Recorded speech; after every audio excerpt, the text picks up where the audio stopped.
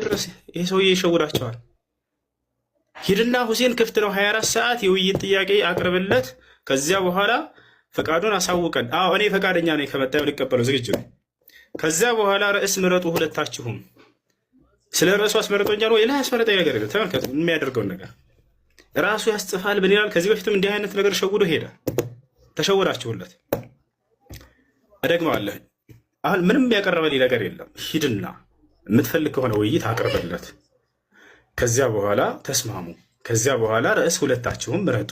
ከዚያ በኋላ ሰዓቱን ሁለታችሁም ወስኑ። ከዚያ በኋላ ቀኑንም ወስኑ። ከዚያ በኋላ ቤቱንም ወስኑ። ያው ዝግጁ ነኝ። ሰምተኛል አይደል? አንዴ ሰምቼሃለሁ። ግን የሆነ ልጅ ናች በእኔ ቤት ውሱና አፉ ይወያያሉ ምናምን ብላ ቪዲዮ ሰርታለች። እሱም ደግሞ እሷ እንደዚህ ክርስትናና ክርስትና ውጭ የሆነች እምነት ያላት ነት መሰለኝ። የሆነ ልጅ ትላንትና ነው ቪዲዮ የሰራችውና ሰኞ 3 ሰዓት ላይ ሁለቱም ይገባሉ። አምላክ እኔና እሱ እንድንወያይ ነው የፈለግከው አይደለ? በቃ ሂድና እንደዚህ ብለህ ንገረው። ሁሴን እየጠበቀህ ነው። ሂድና የውይይት ጥያቄ አቅርብለት መጀመሪያ። እንደዚያ ነው መሆን ያለበት ስርዓቱ። ከዚያ መስማማቱን ከሱ በኋላ ጠይቀው። እንደሚስማማም ነግሮናል በለው። ይህችን ቃል እንዳትረሳው። ነግሮናል፣ ግን ሂድና ርዕስ ምረጡ ሁለታችሁም። ከዚያ በኋላ ሰዓቱንም አብራችሁ ወስኑ። ከዚያ ቀኑንም ወስኑ። የት መወያየት እንዳለባችሁም ወስኑ በለው። ከፈለገ ኢትዮጵያ ነው ያለሁት አሁን ላይ በአላህ ስም ላለሁ በአካል ሂጄ ልወያይላችሁ። ከየት ከተደበቀበት ቦታ ውጣ በሉትና እኔ አዲስ አበባ ነው ያለሁት። ገብቷችኋል? ና በሉትና ከፈለገ በቤተ ክርስቲያን ውስጥ ይሁን ይሄ ነገር ደስ ነው የሚለኝ። እንዳውም አባቶች ባሉበት ቦታ ቢሆን ደስ ይለኛል። ያን የብልግና ቃላቱን ከነሱ ፊት ለመናገር ያፍርና ሊያቋርጥም ይችላል በሚለው ማለት ነው። ገብቷችኋል? ያው ኢትዮጵያ ላይ ያለሁት በአካል ይፈልግሃል እንዳውም በሉት። ውይይቱ በአካል ይሁን የኢትዮጵያ ሕዝብ በተሰበሰበበት አዲስ አበባ ላይ በፈለገበት ቤተ ክርስቲያን ሆን እኔ እሄዳለሁ። ሀያ አድርስለት። እሺ አይ ጥያቄ ያለ ክርስቲያን ካለ ገብቶ ይጠይቅ። እሱ ወንድማችን ሰው አለ። ሰላም ነው። እንዴት ነህ? አለ እንዴት ነህ? ጥያቄ ምንድን ነው? ክርስቲያን ጓደኛ አለክ? ጨረስክ? እሱ ነው ጥያቄ? አይደለም መልስልኝ። ቆይ አለክ ወይስ የለም?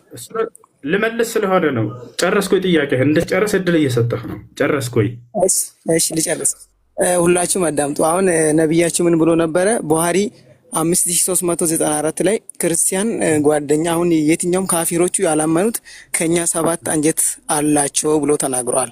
እና የትኛው ነው ከሙስሊምና ከካፊሮቹ በደንብ የሚባለው 7 አንጀት አላቸው ብሎ እንዴት ተናገረ? እሱ ላይ ልትመልስልኝ ትችላለህ? መልስ አለክ? 7 አንጀት አላቸው የሚለውን አውጣ። ትልቁ ላይ ነው እኮ አውጣ። ቡሃሪ 5394 ስልክ ትርፋ ሊያስኩኝም ታውቃለህ? አውጣው። ምን ችግር አለ ብታወጣው? እስኪ አንተ አውጣው ልብ ካለ። እሺ ቤት አድርገህ የቅድም ቃል ልድገመው። ክርስቲያኖች እኔ ቤት ስትመጡ አንድ ቤት አድርገህ ለምታነሱት ሁሉ ጥያቄና ትችት ገና ሀሳቡን ስታነሱ የት እንዳለ ያ ሐዲስ ምን እንደሚል ሙሉ ምን እንደጨመራችሁበት ምን እንደቀነሳችሁበት አውቃለሁ። ሐዲሱ ምን እንደሚል ልንገርህ። እነል ካፊር ያእኩሉ ቤት አድርገህ አንተማ አውጣ ብለህ ማውጣት አልቻልክም እኮ። አንተ አውጣውና አንዱ ሚውት አድርገህ ለምን ትረብሻላችሁ? ጠየቃችሁ አይደለ? መልሱ እንድመልስልህ ደግሞ እድል ስጠኝ። እሺ አውጣው። አዳምጥ።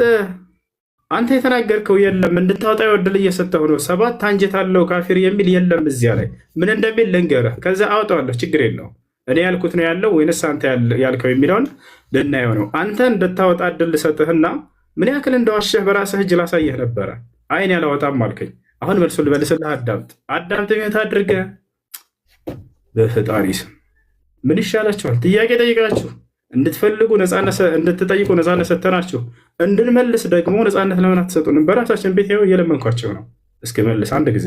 እሺ ሐዲሱ የሚለው ምንድን ነው ከተባለ ካፊር 7 አንጀት አለው የሚል ሳይሆን ካፊር በ7 አንጀት ይበላል ነው የሚለው። በ7 አንጀቱ ይበላል። ሙስሊም በአንድ አንጀቱ ይበላል ታዲያ 7 አንጀት አለው የሚል ቃል እዚያ ቦታ ላይ አታገኙም። በ7 አንጀት ይበላል የሚል ነው ያለው።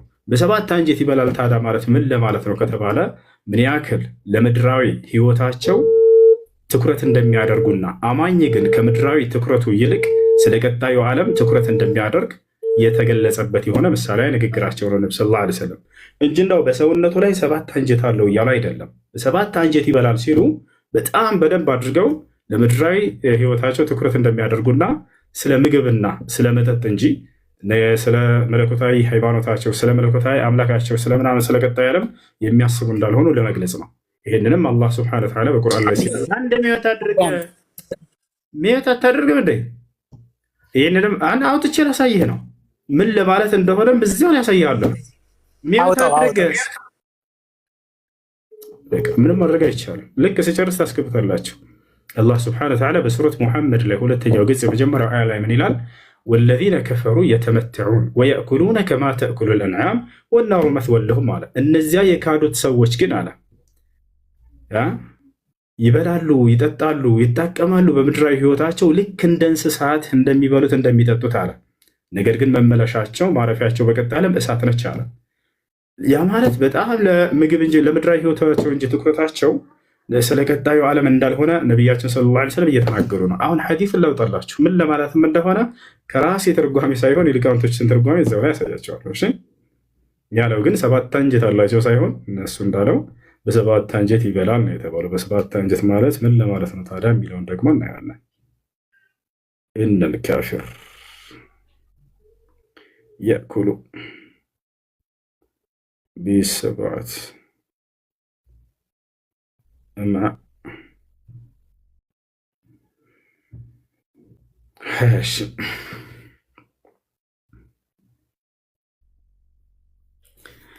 እሺ እንመልከተው። الكافر يأكل في 7 أمعاء والمؤمن يأكل في يعني 101. خلاصة حكم المحدث لم يروى هذا الحديث عن يروى هذا الحديث عن واقد بن محمد بن عبد الله بن عمر إلا شعبة. كان ابن عمر لا يأكل حتى يعني يؤتى بمسكين يأكل معه ولا غير الله تعالى ترجمي ما سيتعلم.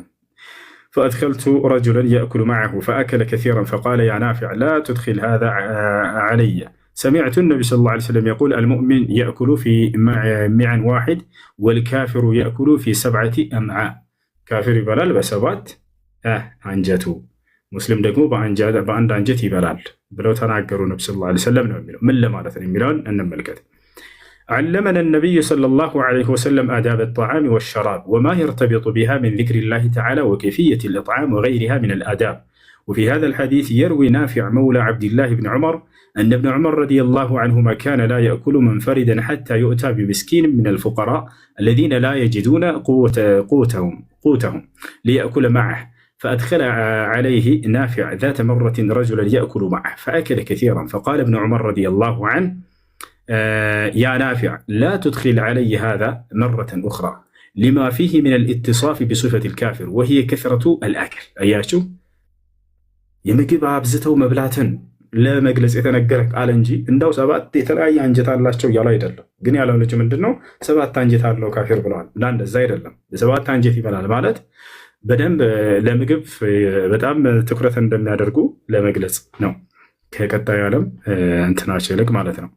ስለዚህ ምን አለ አብደላህ ብን ዑመር እየተናገረ ነው። ሐዲሱን ያስተላለፈው አብደላህ ብን ዑመር ነብዩ ሰለላሁ ዐለይሂ ወሰለም ሰሃባ ማለት ነው። ከዕለታት አንድ ቀን አንድ ሰው ወደ አብደላህ ብን ዑመር ብቻውን አይበላም ነበር ይላል ሐዲሱ ላይ። ብቻውን መብላት አይወድም። ልክ ምግብ ሲቀርብ ጊዜ ቤቱ ይሄ ነብዩ ሰለላሁ ዐለይሂ ወሰለም ሰሃባ ድሃ እያስመጣ አብሮ ይበላ ነበር። ሱብሃንአላህ በጣም የሚደንቅ ስራ ነው። ብቻውን አይበላም። ልክ ምግብ ሲቀርብለት ጊዜ ድሃ ጥሩልኝ ብሏል ይልና አብሮ ይበላል። ከዕለታት አንድ ቀን አንድ ሙስሊም ድሃ አስገቡለት። ያ ሰው ደግሞ በጣም ሲበላ ተመለከተው። ሁለተኛ ሰው አታስገቡልኝ አለ። ለምን ሲባል ጊዜ ከዚያ አንድን ሐዲስ ተናገረ። ገብቷችኋል አይደል? ነቢያችን ሰለላሁ ዐለይሂ ወሰለም ሙስሊም በአንድ አንጀቱ ይበላል፣ ካፊር ደግሞ በ7 አንጀቱ ይበላል ብለው ተናግረዋልና ለምን ማስረጃ እንዳደረገው አያቸው አይደለ? በጣም መብላትን ለመግለጽ ነው ነብዩ ሰለላሁ ዐለይሂ ወሰለም ያንን የገለጹት እንጂ 7 የተለያየ አንጀት አለው ሰውየው እያሉ አይደለም። ገብቷችኋል? አብደላህ ብን ዑመር ያን ነው አስመልክቶ የተናገረው። ይህ የኔ ግንዛቤ ሳይሆን አያቸው የሰሃቦች ግንዛቤ ራሱ እንደዚያ ነበረ። ወሂየ ከስረቱል አክል የምግብ ማብዛትን ለመግለጽ ነው። ወነፍስ ልሙእሚን تنفر ممن هو متصف بصفة الكافر ثم استدل لذلك بقوله صلى الله عليه وسلم المؤمن يأكل في معا واحد والكافر يأكل في 7 أمعاء والمراد أن المؤمن يأكل بأدب الشرع فيأكل في معا واحد ويبارك له في القليل والكافر يأكل بمقتضى الشهوة والشرة والنهي فيأكل في 7 أمعاء حتى يملأ طبقات أمعائه كلها وهذا تمثيل لرضا المؤمن باليسير من الدنيا وحرص الكافر على الكثير أياشو يتجلسبت وهذا تمثيل له تمثيل لرضا المؤمن باليسير من الدنيا مسلم በምድራዊ ጸጋው ላይ ያኔ በጥቂት የሚደሰት በጥቂት የሚብቃቃ የሚረካ መሆኑን ለመግለጽ የተነገረ የሆነ ሐዲስ ነው ይለናል። فيأكل في 7 والكافر وهذا يعني وحرص الكافر على الكثير منها كافر وينم كهادي هنا سو دغمو كمدراوي ጥቅማ ጥቅም በጣም በብዙ የሚደሰት መሆኑን ለመግለጽ የተነገረ ቃል ነው። وهو إعلام بأن هم المؤمن يعني مرضاه ربه تعالى لا التوسع في المأكول فيكفيه القليل وعكسه الكافر فهمه الاستمتاع بالطيبات في حياته الدنيا يتسببت ዓላማው ምንድነው? ሐዲሱ ለምድራዊ ህይወቱ ሰውየው ካፊር የሆነ ሰው በጣም ትኩረት ማድረጉን ለመግለጽ ልክ እንዲሁ ደግሞ አማኝ የሆነ ሰው ደግሞ ከምድራዊ ህይወቱ ይልቅ ለቀጣዩ ዓለም ትኩረት ማድረጉን ቁርአን የመልእክተኛ ቃል ነው ይላል። ቁርአኑን ስናይ ማለት ነው። እንዴት ነው ቁርአን ያለ ቃል ነው ወይስ የመልእክተኛ ቃል ነው? መልእክተኛ ማለት ምን ማለት ነው? ክርስቶስ መልእክትን የተላከን ማለት ነው አይደል? ከሆነ አካል ተቀብሎ ወደሆነ አካል የሚያደርስ ማለት ነው። ስለዚህ ያ መልእክተኛ ይህን መልእክት ቁርአንን ከማን አምጥቶ ለማን አደረሰው ብለን ስናይ ከአላህ አምጥቶ ለነብዩ መሐመድ ሰለላሁ ዐለይሂ ወሰለም አደረሰ እያለ ይነግረናል። ማን ነው እርሱ መልእክተኛ የተባለው? እዚያ ላይ መልአኩ ጅብሪል ወይም ገብርኤል ነው። ያ ነው የአላህ ቃል ነው። ያው የአላህ ቃል ነው። አላህ ቃል በቃል በ9ኛው ምዕራፍ ላይ ቁጥር 6 ላይ ሱረቱ ተውባ ላይ ምን ይላል? ወኢን አሐድን ሚነል ሙሽሪኪን እስተጃረከ ፈአጅርሁ ሐታ የስመዐ ከላም አላህ ይላል። ይህን ቁርአንን የአላህ ቃል እያለ ይጠራዋል። እዚያ ቦታ ላይ ቃል በቃል የአላህ ቃል ይለዋል ቁርአን። ልክ እንዲሁ ሐዲስ ላይ ነቢያችን ሰለላሁ ዐለይሂ ወሰለም ኢነ ቁረይሸን መነዐትኒ አን ኡበሊገ ከላም ረቢ ይላሉ። ቁርአንን የጌታዬ የአላህ ቃል ነው እያሉ ይናገራሉ። ስለዚህ እዚያ ቦታ ላይ መልእክተኛው መልአኩ ገብርኤል ስለተናገረው ነው የእርሱ ቃል ተብሎ የተገለጸው። ይባል ምክንያቱም ከሃዲያኖች ምን ብለው አንስተው መሰለ በነብዩ ሰለላሁ ዐለይሂ ወሰለም ላይ ይሄ የሰይጣን ቃል ነው ይሉ ነበር። ያ ማለት ለነብዩ መሐመድ ከአምላክ ዘንድ መጣልኝ የሚለው መልእክተኛ ሰይጣን ነው እየተናገረ ያለው ይሄ ቁርአን አሉ። አይ አይደለም፣ እርሱ የክቡር መልእክተኛ ቃል ያ ማለት መልአኩ ገብርኤል የተናገረው ነው እያለ አላህ ሱብሓነሁ ወተዓላ እየገለጸላቸው ያ እና ስለዚህ አንጻራዊ ተደርጎ የተነሳ ነው። እርሱ በሰይጣን ቃል ነው ሰይጣን ነው የሚያመጣለት መልእክተኛ ስላሉ መልእክተኛው ይሄን ቃል እየተናገረ ያለው ሰይጣን ሳይሆን ገብርኤል ነው እያላቸው ነው። እዚያው ላይ ወረድ ብለህ አይተው ከሆነ የተረገመው የሰይጣንም ቃል አይደለም ይላል። ከእርሱ ጋር አንጻራዊ ተደርጎ የተነሳ ነው። ገባ? አሁን ቃል በቃል ያለ ቃል ነው የሚላለ ቁርአን ያለ ቃል ነው የሚላለ በቁርአን ውስጥ ያው ቃል በቃል ቁርአንን የአላህ ቃል ብሎ ይጠራዋል። ከፈለክ አውጥቼ ላሳይህ።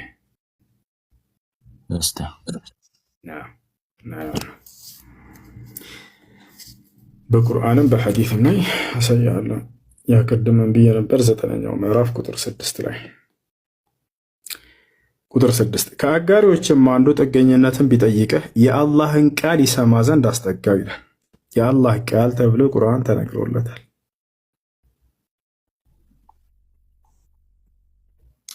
ኦኬ ግን ያላ ቃል ነው እንጂ ቁርአን አይደለም። እንዲሰማ ዘንድ እያለ ያለው ምንድን ነው? ዘፈን እኮ አይደለም። ይህን ቃል የሚያወርድላቸውን ቁርአንን እርሱን ነው እንዲሰማ እያለ እየተናገረ ያለው። ቁርአንን እንዲሰማ ይሄንን አስጠጋቸው እያለ ነው። ይሄን ምን ብሎ ጠራው? ቁርአንን የአላህ ቃል እያለ እየጠራ ነው። ኦኬ አሁን ለምሳሌ እዚህ ጋር ማለት ነው ቁርአን የወረደው ተውራትንና እንጂልን ለማረጋጋት ነው አይደል? ለምሳሌ ተውራትና እንጂል ያላ ቃል እንደሆነ ለምሳሌ እዚህ ክፍል ላይ ያነበብክ ክፍል ያላ ቃል ነው ምለው። ለምሳሌ ይህ ያላ ቃል ተብሎ በዚህ ቁርአን የተጻፈው ስለ ተውራትና እንጂል ማለትም ስለ ተውራትና እንጂል ስለምትለው ለምሳሌ እኛ ኦሪትና ወንጌላት እንላለን በእኛው ማለት ነው። እነዛን መጽሐፍ ሊያረጋግጥ ነው ቁርአን የወረደው። ቁርአን ደግሞ ከመጽሐፍ ቅዱስ በፊት አልነበረም። ከመጽሐፍ ቅዱስ በኋላ ማለትም ተውራትንና እንጂልን ሊያረጋግጥ የወረደ ነው። ስለዚህ ያላ ቃል የተባለው ተውራትና እንጂል ነው ወይስ አሁን ያለው ደግሞ ወይም ተውራትና እንጂል ነው ልትልም ምን መስራጃ አለ?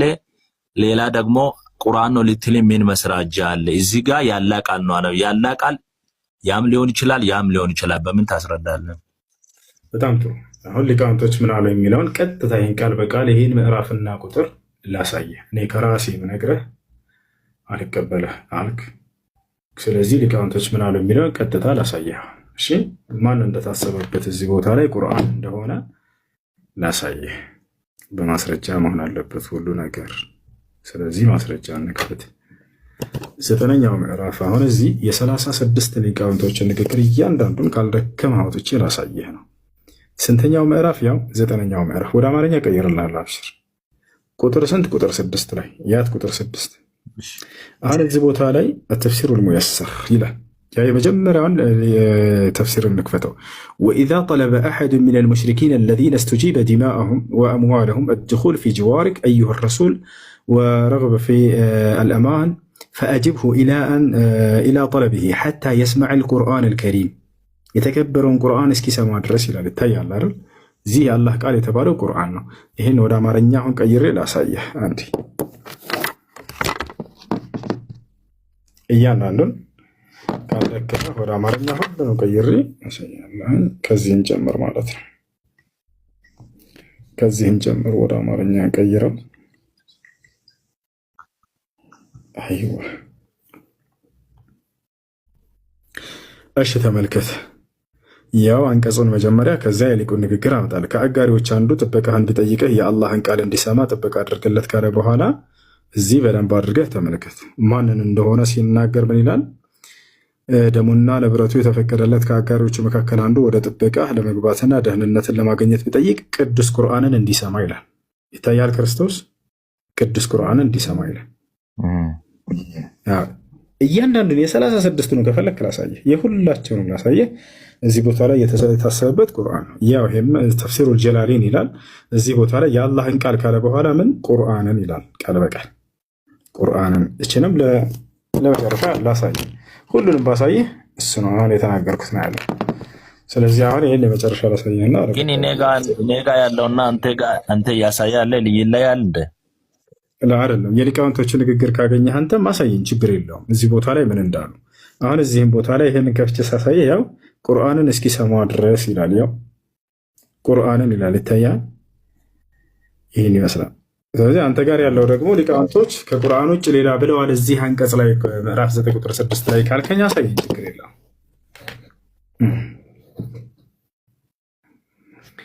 እሺ ጨረስክ? በዚህ ላይ ማለት አሁን ከቁርአን ነው አንተ አሁን ያሳየክ? ከሊቃውንቶች ንግግር እያልኩኝ ደጋግሜ እየነገርኩ ነበረ። ካልሰማህ ሊቃውንቶች በዚህ ቦታ ላይ አንተ ተውራትና እንጂል ሊሆን ይችላል ቢሆንስ እያልከኝ ነበር። አይደለም፣ እዚህ ቦታ ላይ ቁርአን እንደሆነ የታሰበበት የሊቃውንቶች ንግግር ሁሉ ላሳየህ አልኩኝ። እሺ አሳየኝ አልክ። የሁሉንም ሳሳየህ ጊዜ ቁርአን ቁርአን ቁርአን ነው የሚለው ሁሉ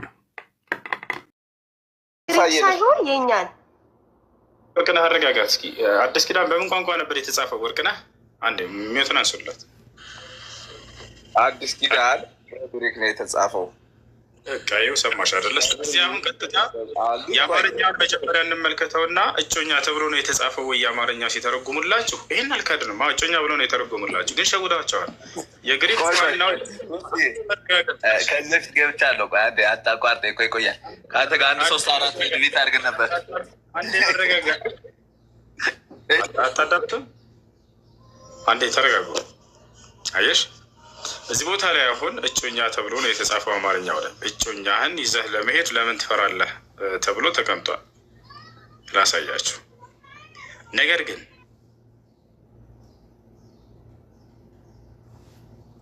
የግሪኩን ሂደን ስናየው ጊዜ ሚስትህን ማርያምን ነው የሚለው። ሚስትህን ማርያምን ይላል። ላሳይሽ አሁን እርሱን እኔ የራሴን መጽሐፍ ቅዱስ ነው የማምነው። ስለዚህ በአማርኛ ነው የተጻፈው። በአማርኛ ይኸውልህ፣ አሁን እኔ በተማርኩበት በምረዳበት ገባህ አይደለ? በቃ ምንም ማድረግ አይቻልም። ባስተማሩኝ ነው የማምነው። ያስተማሩሽ እዚህ ኢትዮጵያ የቋንቋ መመሳሰል አንዳንዴ ጥበቃ እነሱ ሊሉ ይችላሉ። እንግዲህ በቋንቋ መመሳሰል እና ምናልባት እጮኛ ማለት በእነሱ ማለት ነው እንደ ሚስት ሊሆን ይችላል። አላውቅም እኔ እሱ ለምን እኔ አሁን ግሪከኛ ስለማላቅ ማለት ነው። ግሪከኛ እኛም አናውቅም እኮ አሁን እዚህ ቦታ ላይ በሚያውቀው ነው። ይሄን ግን አሁን የአማርኛውን ላሳይሽ መጀመሪያ። ማቴዎስ ወንጌል ምዕራፍ 1 ቁጥር 20 ምን ይላል? እርሱ ግን ይህን ሲያስብ እነሆ የጌታ መልአክ በሕልም ታየው፣ እንዲህም አለ፣ የዳዊት ልጅ ዮሴፍ ሆይ ከእርሷ የተጸነሰው ከመንፈስ ቅዱስ ነው እና እጮኛህን ማርያምን ለመውሰድ አትፍራ ይላል አይደል እናት? ስለዚህ መልአኩ ገብርኤል መጥቶ እጮኛህን ማርያምን ነው ያለው አይደለ ለዮሴፍ? በጣም ጥሩ። አሁን ይሄ በአማርኛ ተርጉሞ የሰጧቸው ነው። ይህንኑ ምዕራፍና ቁጥር ይዘን ሄደን የግሪከኛ ወደ አማርኛ እንቀይረው። ማቴዎስ ወንጌል ምዕራፍ 1 ቁጥር 20 ምንድን ነው የሚለውን እንመልከት። ምንድን ነው የሚለውን እንመልከት። ባይብል ሀብ ላይ እንግባ። ሰላሙ አለይኩም። ዋለይኩም ሰላም። ማቴዎስ ወንጌል ምዕራፍ 1 ቁጥር 20 እስኪ ወደ አማርኛ እንቀይረው። ይታይሻል አይደለ? እዚሁ ላይ እንዳውም እንመልከተው። እሺ ምን ይላል? መልአኩም ዮሴፍ ሆይ የዳዊት ልጅ ማርያምን ምንህን ያነበብኩት ነው። ያው ሚስትህን ለመውሰድ አትፍራ።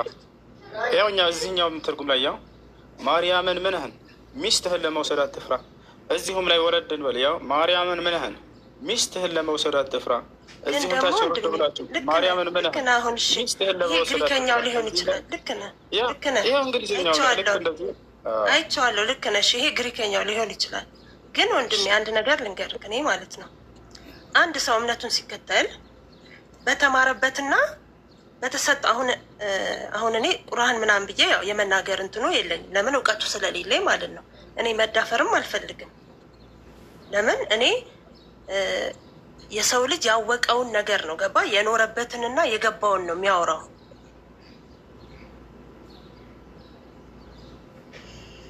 እዚህ ቦታ ላይ መናገር አልፈልግም እና የሰውንም ደግሞ ሰው አምኖበት የሆነ ኃይል ወስዶ ተቀብሎት የሚኖረውን ሃይማኖት መጥቼ መዝለፍም አልፈልግም። ገባህ አይደለ? እሱ የራሱ ኃይል አለው፣ እኔ ደግሞ የራሴ ኃይል አለኝ እና ሁሉም የራሱ የሆነ ነገር ያገኘበት ነገር ሲኖር ነው የሚኖርበት ማለት ነው። እና ያንን ነገር ስትነካበት ሰው አይወድም። ክፉም አልናገርም ግን ነው ምልክ ግን እኔ የተማርኩት እኔ ያደግኩበት ቤተክርስቲያን ማለት ነው መጽሐፍ ቅዱስ 80 አሐዱ መጽሐፍ ቅዱስ ነው። ታውቀዋለህ? 80 አሐዱ መጽሐፍ ቅዱስ ደግሞ አዲስ ኪዳንም ብሉይ ኪዳንም ያለበት ማለት ነው። እኛ እንግዲህ በስነ ስርዓት በአማርኛ የተተረጎመ እኛ የምንናገረውን ቋንቋ የተጻፈበት መጽሐፍ ቅዱስ ነው። ግሪኩን እንደዚህ አመሳስሉ፣ ግሪኩ እንደዚህ ነው የሚለው ወይ ደግሞ ኢብራይስቱ እንደዚህ ነው የሚለው ተብሎ ተመራምረንም አላውቅም። እኔ እንግዲህ እኔ ያደግኩትና ያመንኩት እጮኛ እንደሆነ ነው፣ ጠባቂ እንደሆነ ነው፣ ከመንፈስ ቅዱስ እንዳረገዘች ነው፣ በድንግልና አርግዛ በድንግልና እንደምትወልድ ነው ክርስቲያን የሚያምነው ማለት ነው። አሁን አንድ የትንሽ ልጅ አሁን ገና ትምህርት የሚማር ገና ሃይማኖት የሚማር ልጅ አሁን አምጥክ ማርያም እኮ አግብታለች ብትለው ማለት ነው መጽሐፍ ቅዱስ ገና የሚያጠና ልጅ ይወናበዳል። ገባህ አይደለ? እንደ ውሸታም ነው የሚያየው። ለምን? እኛ እያየን ያለ ነው መጽሐፍ ቅዱስ ስለሆነ እና ስንከራከር እዚህ የምንቀበለውን እናንብብ። ገባህ አይደለ? እዚህ ኢትዮጵያ ውስጥ የምንቀበለውን እና ታዳንጭ ለምን አልቀበልም? አሁን ምንም ማድረግ አይችልም። ባጭሩ የምላቸው ነገር ወደ አማርኛ ሲቀይሩ ሸውደዋቸዋል። እናንተ ሄዳችሁ ግሪኩን አረጋግጡ። ለመሆኑ እጮኛ ነው የሚለው ወይንስ ሚስት ነው የሚለውን ልክ እኛ እንዳሳየናቸው ሄዳችሁ የግሪኩ ምን ይላል ብላችሁ የግሪኩን ወደ አማርኛ ራሳችሁ ገልብጣችሁ ይሉት። ኢትዮጵያ ላይ የኢትዮጵያ ቀሳውስቶች ሲተረጉሙላችሁ ጊዜ ሸወዷችሁ፣ እጮኛ ብለው ነገሯችሁ። ነገር ግን ሚስትህን ነው የሚለው መጽሐፍ። ሚስትህን የአረበኛውን ከፍቼ ባሳየሽም እምራአተክ ይለዋል። ሚስትህን ማርያምን ይዘህ ከመሄድ ለምን ታፍራለህ ይለዋል። እንግዲህ ግብጽ ላይ ኦርቶዶክሶች አሉ ሲያነቡ ጊዜ አረበኛውን መጽሐፍ ቅዱስ ሚስትህን ማርያምን እያሉ ነው የሚያነቡት። የአረበኛውን መጽሐፍ ቅዱስ ላውጣላቸው ይችላለን። ኢትዮጵያ ላይ ተለይተው ምን አሉ? እጮኛ ብለው። ምክንያቱም ሚስት የሚለው ነገር ያሰፍሯቸዋል፣ ገብቷቸዋል። ስለዚህ እጮኛ ብለው ሸወዷቸው፣ ተረጉሙላቸው። በዚህ መልኩ ሄዳቸው የግሪኩን የራሱን ቋንቋ የተጻፈበትን ማየት ትችላላቸው። ወደ አማርኛ ቀይሩት። ሚስት ነው። ተቀብያለሁ፣ ያንተን ተቀብያለሁ። ግን አንድ ጥያቄ ጠይቄ ክሉጣ አሁን እህቴ እንትን ያለችውን ጥያቄ እንመልስላት ለዛው ማለት ነው። እሺ ማርያም ተድራ ነው አግብታ ነው? እሷን የጠየቅሽው እኔን ነው። እኔ ልመልስልሽ ወይንስ እሷ? አይ እሷም መመለስ ስላለች ለምን እሷ ያው እንደምታውቅ ስለሆነ የተናገረችው። ማርያም ስንት አመቷ ላይ እንዳገባች አውቃለሁ አለች። ስለዚህ ስንት አመት ላይ ነው ያገባችሁ ማለት አንዳንዴ እኮ እንደዚህ እውቀት ለእውቀት መማማርም ጥሩ ነው። ትንገረኝና ልውረድ። ትመልስላታለሽ? መርሐባ። ችግር የለውም ከፈለክ መልስላት። ፈርስት አይ ቲንክ ስትሰማኝ የተሳሳተችው 3 አመት ብዬ የተናገርኩት ስለ ርብቃ ነው። ኦኬ ስለ ማርያም ያወራሁት 7 የሚለውን ነው። 7 አመት ላይ አገባች የሚላለ? ይህንን ደግሞ ሜሪጅ ኦፍ ሜሪ የሚለው መጽሐፍ ላይ ማርያም ስትዳር በ7 አመቷ እንዳገባች እንዲሁም ደግሞ ኢቨን ባይብል ላይ እንኳን አይተሽ ከሆነ ዮሴፍ በሚሄድበት ጊዜ አትፍራ ሚስትህንም ያዛት ተብሎ ነግሮታል አይደለ? ስለዚህ አገባች የሚላለ 7 አመት ላይ አዳምጪኝ። አዎ መጽሐፍ ቅዱስ ስለ መጽሐፍ ቅዱስ ነው የምናወራው፣ ስለ መጽሐፎች ሳይሆን ስለ ሌሎች መጽሐፎች አይደለም። ስለ መጽሐፍ ነገርኩሽ እኮ አንድን ነገር እኮ እንትን ስትይ ከአንቺ መጽሐፍ ብቻ ሳይሆን ሌሎች መጽሐፍቶችም እነዛን ነገሮች ሜንሽን አድርገው የሚናገሩ መጽሐፍቶች ላይ ኦኬ ሌሎች ነገራቶች ሜንሽን አድርገው የሚናገሩ መጽሐፍቶች ላይ ማርያም ያገባችው በዛ አመቷ እንደሆነ ከዛ በኋላ ደግሞ ዘ ቡክ ኦፍ ታርገም ወይም ደግሞ የአይሁዶች መጽሐፍ ላይ ደግሞ ርብቃ ስታወራ ምንድን ነው ያለችው? I was get married when I was 3 3 አመት ሲሆነኝ አግብቼ ነበረ ብላ ተናግራለች። ኦኬ 3 አመት ሆኖ ካገባት ኢቨን እንኳን አሁን ኢንዚስ ሞመንት ላይ ባለው እንኳን ቤተክርስቲያኒቷ ሴት ልጅ ስንት አመት ሲሆናት ነው ታግባ ብሎ የሚለው? 12 አመት ሲሆናት ታግባ ይላል። በቃ ወንድሜ ለማንኛውም ነገር አንተ በማስረጃ ነው ያሳየኸኝ። ሰምተኸኛል አይደለ? አንተ በማስረጃ ያሳየኸኝ ትልቁ ላይ አድርገኝ ይሄ በየትልቁ የለቀመችውን ፎቶዎችና በየመጽሐፍ ይሄ ያለ መጽሐፍ ትልቁ ላይ አድርገኝ።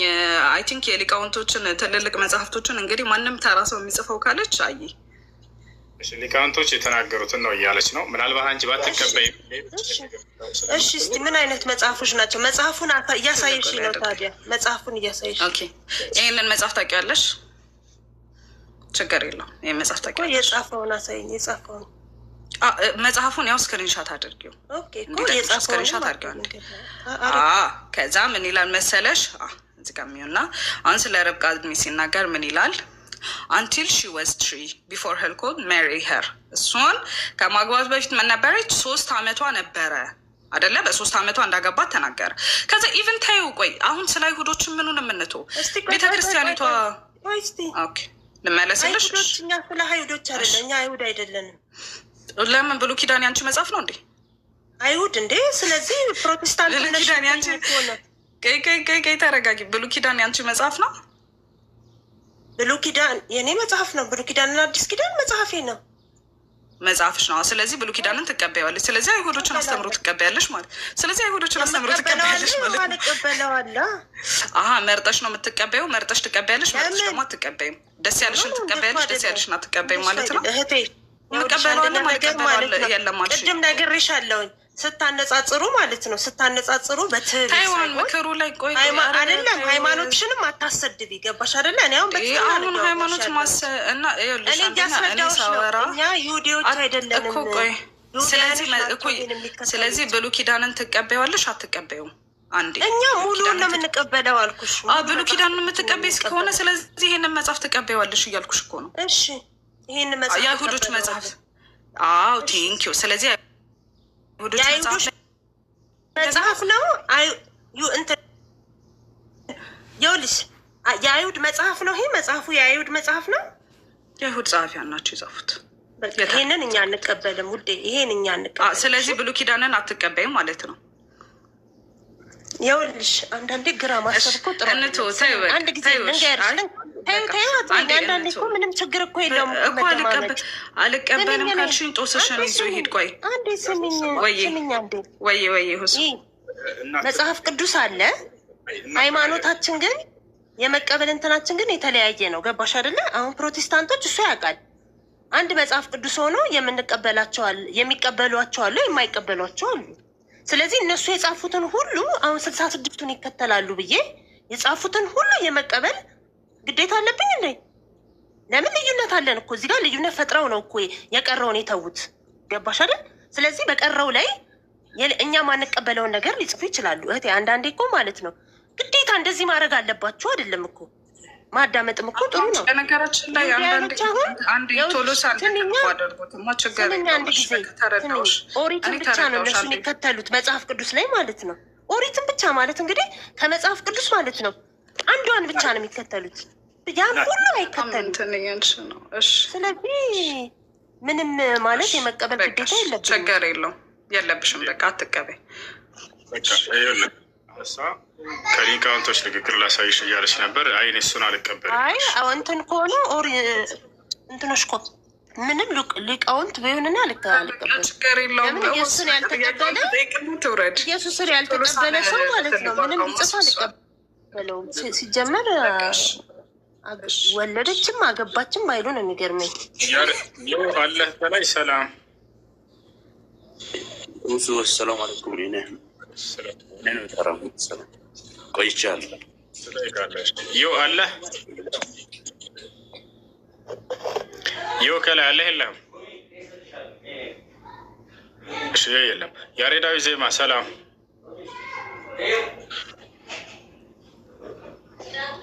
ሰላም ነው። እንዴት ነው? ሰላም። እሺ ጥያቄ አለ?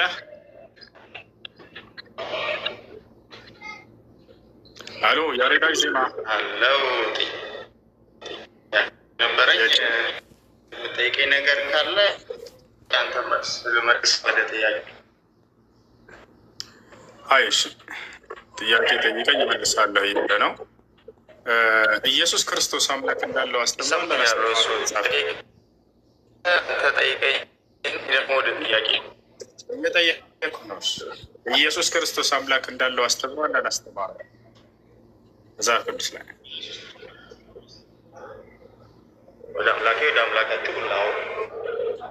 ስለዚህ አምላክ እንዳለው አስተምሯል ኢየሱስ አይደለ? ወደ አምላካችሁ እና ወደ አምላኬ ያለው በጣም አረ አምላክ ያለውን ሰው ነው ማለት ነው። አምላክ ኢየሱስ ክርስቶስ ሰው ነው። ጥያቄ አሁን ሰር አምላክ አለው አይደለ? አምላክ ያለው አምላክ ነው የምታምነው? ፍጹም አምላክ ፍጹም ሰው ነው ኢየሱስ ክርስቶስ። ጥያቄው ለአምላክ አምላክ አለው አይደል? ሰው ሁሉ ደግሞ የራሱን አምላክ አለው አይደለ? ሰው አምላክ አለው። አደራቅተማለ እንድንሰማ እንድንተማ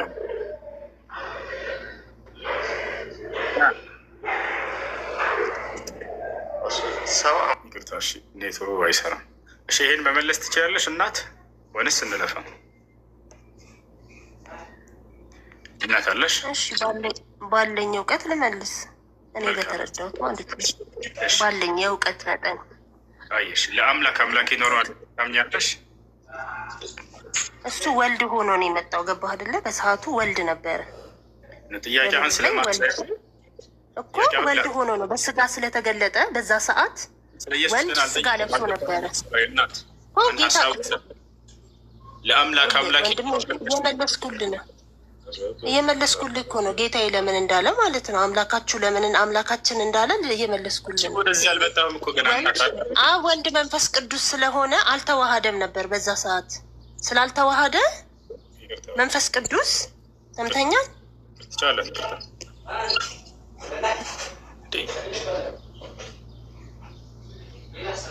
ከመወያየት በላይ መደማመጥ የሚባለው ነገር ትኩረት ይሰጣል። መጀመሪያ ጥቂት ጥያቄውን አዳምጪ። ከተረዳሽ በኋላ እንደገና ትመልሻለሽ። አብ ወልድ መንፈስ ቅዱስ። እኔ እዛ ውስጥ አልገባም እኮ ገና።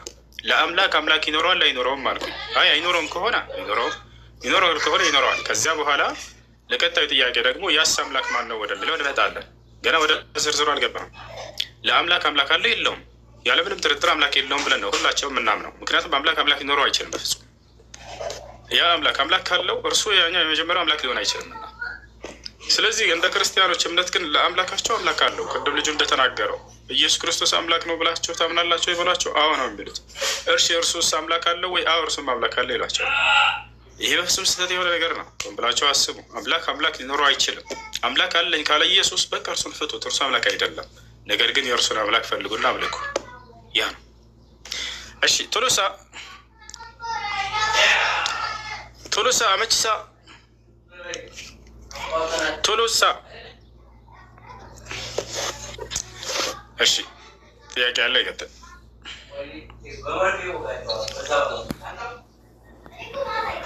እሺ ክርስቲያኖች እንዴት ነው አምላክ አምላክ